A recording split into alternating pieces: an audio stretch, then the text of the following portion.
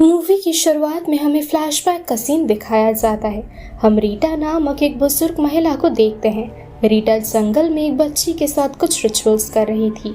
साथ ही वो उस बच्ची को जलाने की कोशिश कर रही थी, लेकिन बच्ची की माँ उस बुजुर्ग महिला को रोकने की लाख कोशिशें करने के बावजूद भी रीटा ने उस बच्ची को जला दिया। अब ये सीन कट हो जाता है और प्रेजेंट का सीन दिखाया जाता है, जहाँ हम रीटा की पोती शार्लेट को देखते हैं। बच्ची के ऊपर सालों पहले वो सारे रिचुअल्स किए गए थे, वो भी उसी की दादी के द्वारा। कुछ देर बाद ये बच्ची यानी शार्लेट स्कूल के लिए तैयार होती है। वहीं हम देखते हैं शार्लेट की माँ एंजेला हर समय काफ़ी ज़्यादा परेशान और डरी डरी सी रहती थी, जो कि अब रीटा की तबीयत ठीक नहीं थी और साथ ही उसकी खुद की तबीयत भी ठीक नहीं थी और घर में पैसे और अनाज की कमी होने लगी थी। शार्लेट एंजेला को स्कूल छोड़ने के लिए कहती है। अब रास्ते में एंजेला की लापरवाही की वजह से दोनों का एक्सीडेंट होने वाला था, लेकिन उनकी खुशकिस्मती की वजह से ऐसा नहीं होता है।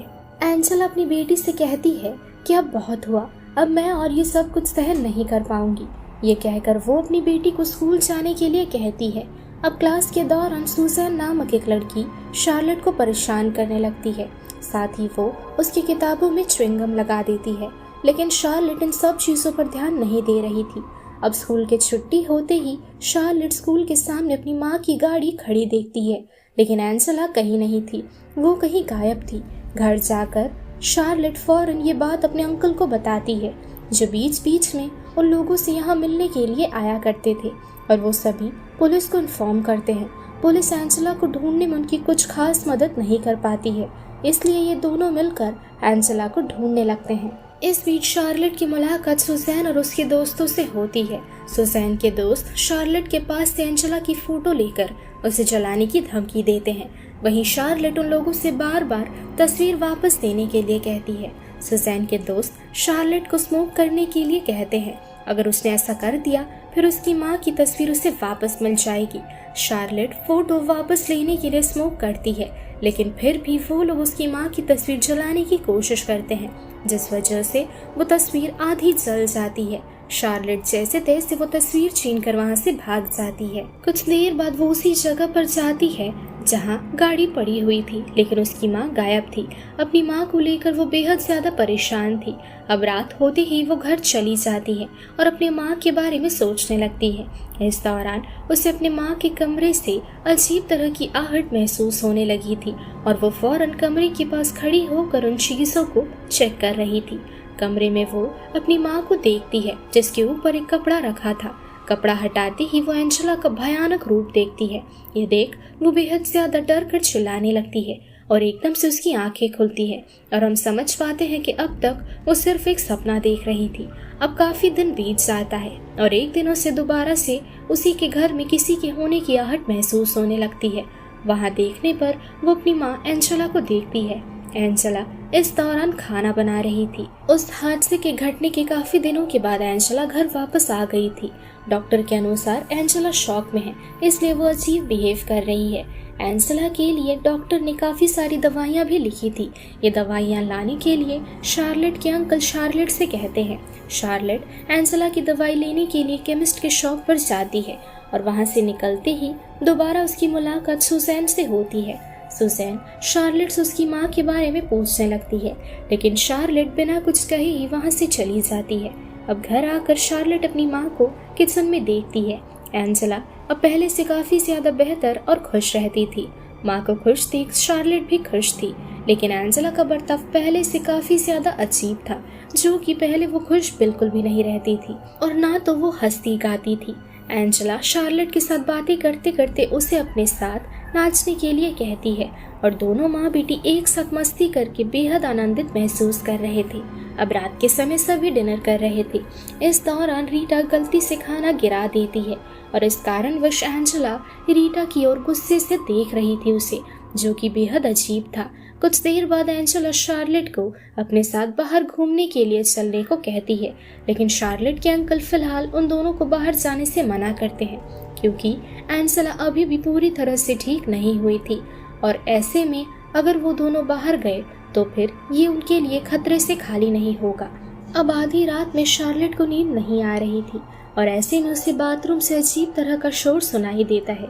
जैसे ही वो बाथरूम में जाती है, वो देखती है एंजेला अपने मुंह में हाथ घुसाकर वॉमिट कर रही है।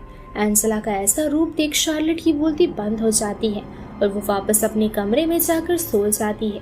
अब अगली सुबह एंजेला अपनी ज्यादातर दवाइयों को फेंक देती है और बची हुई दवाइयों को वो अपने भाई के कॉफी में मिलाकर उन्हें पिला देती है और फिर वो अपने भाई से पूछकर बाहर वॉक पर जाने की जिद करती है। आज शार्लेट स्कूल गई हुई थी। स्कूल से वापस आते वक्त शार्लेट की क्लास के कुछ बदमाश बच्चे उसे बुरी तरह से सताने लगते हैं, जिस वजह से वो बेहद ज्यादा डर जाती है। ठीक तभी वहाँ एंजेला पहुँचती है और वो सभी को अच्छी तरह से सबक सिखाकर उन सभी को शार्लेट से दूर रहने की धमकी देती है और फिर दोनों माँ बेटी घर की ओर जाने लगती है। अब बातों बातों में शार्लेट एंजेला से पूछती है कि उस हादसे के बाद आप कहाँ पर थी और आपने अब तक हमें ये सब कुछ क्यों नहीं बताया। एंजेला कहती है कि अब तो मैं ठीक हूँ, यही सबसे बड़ी बात है और बाकी बातें जानकर तुम क्या करोगी। ये कहकर वो एकदम से पास ही के एक गहरे तालाब में उतरने लगती है।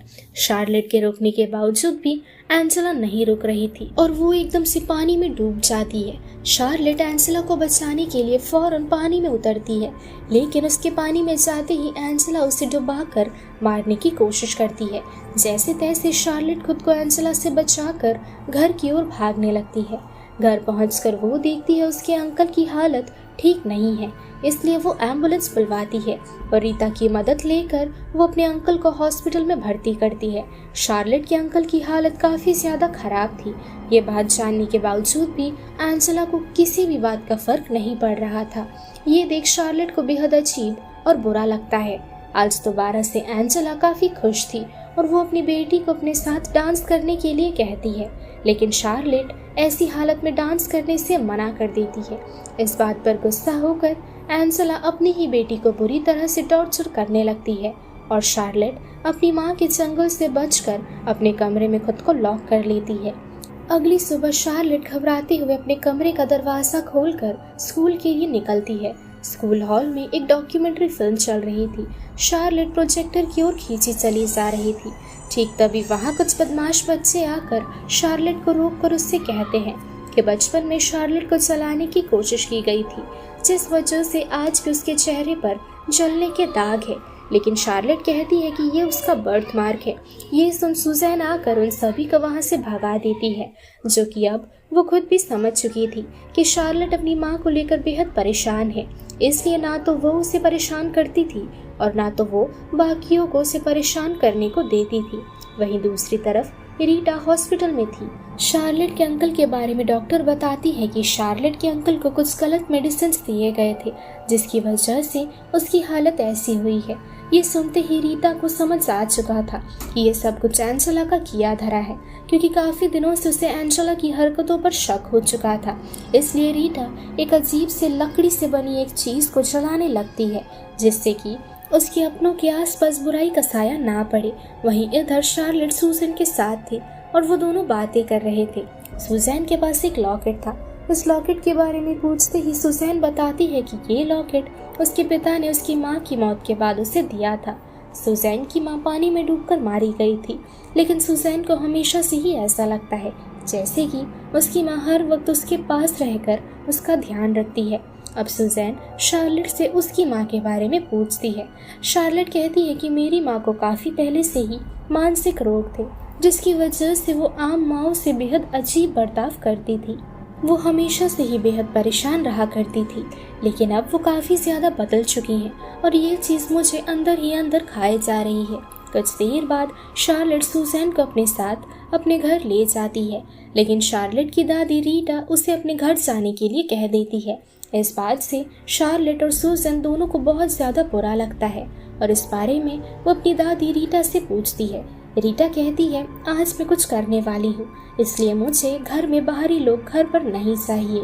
तुम चाहो तो उसे कभी और घर पर बुला लेना, तब मैं कुछ नहीं कहूँगी। वहीं बाहर सुजैन की माँ छोटा इंस्टिंक्ट बनकर उससे कहती है कि यहाँ खतरा है, इसलिए तुम फौरन यहाँ से चली जाओ। जैसा कि सुजैन ने कहा था कुछ देर पहले कि हमेशा उसे ऐसा लगता है कि उसकी माँ उसके साथ है और वो उसका ख्याल रखती है। इसकी एक झलक तो हमने अभी देख ली। अब रीटा शार्लेट से उसके बचपन के बारे में बताने लगती है। साथ ही वो उस निशान के बारे में भी बताती है जो शार्लेट के चेहरे पर बचपन से ही था।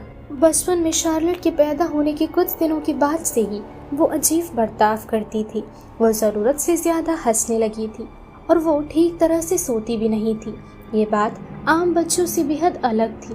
नियमों के अनुसार माना जाता है ऐसा होने पर वो इंसान दुनिया से जा चुका होता है।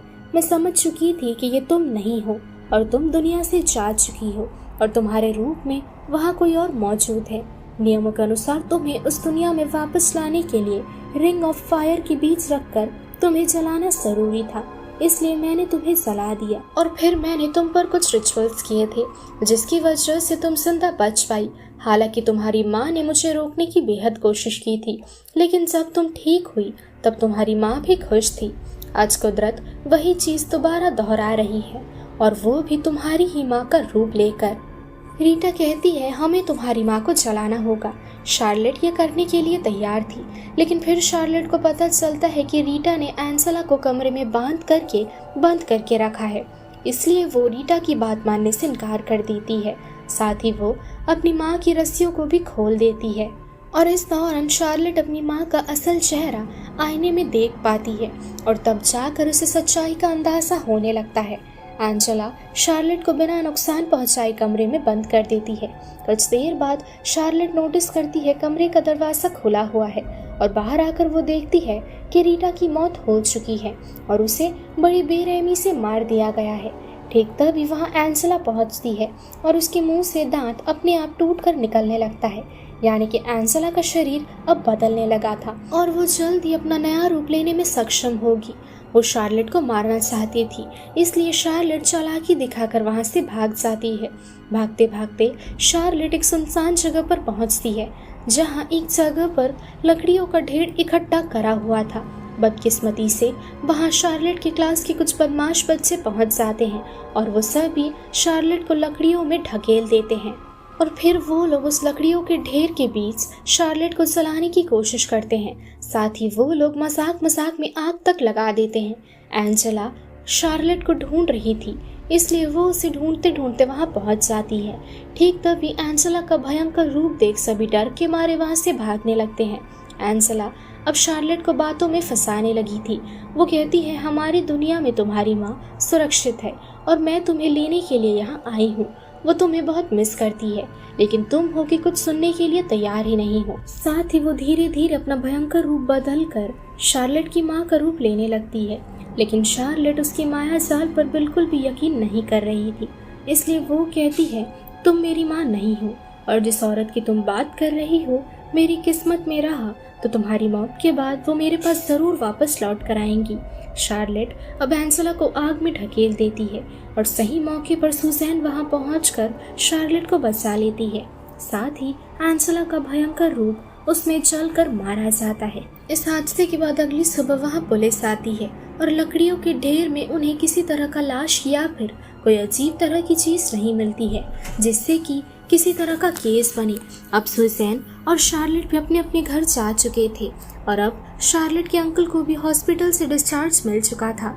शार्लेट अपने अंकल का ध्यान रख रही होती है, साथ ही वो अपनी माँ के बारे में सोचने लगती है और कुछ देर बाद घर में एंजेला वापस लौट आती है जो अब पूरी तरह से ठीक और पहले की तरह नॉर्मल बन चुकी थी। इस बात से शार्लेट बेहद खुश थी और वो अपनी माँ को गले लगाकर ईश्वर और सुजैन का शुक्रिया अदा करती है और फिर वो अपनी माँ को वही लकड़ी का बना चीज देती है जिसे जलाकर रीटा ने अपने परिवार की सलामती की मन्नत मांगी थी। मरने से पहले ये चीज रीटा ने शार्लेट को भी दिया था और आज अपनी माँ की सुरक्षा के लिए एक बेटी ने ये अपनी माँ को दे दिया। और इसी के साथ ये मूवी यही खत्म हो जाती है। सो दोस्तों, यही थी आज की हमारी movie explanation you are not my mother. So दोस्तों, ये मूवी आप सभी को कैसी लगी कमेंट करके मुझे ज़रूर बताइएगा। अगर आपको वीडियो पसंद आई तो वीडियो को लाइक, शेयर और चैनल को सब्सक्राइब ज़रूर करना। तो मिलती हूँ मैं आपसे अपनी अगली वीडियो के साथ। तब तक के लिए स्टे सेफ, शब्बा खैर।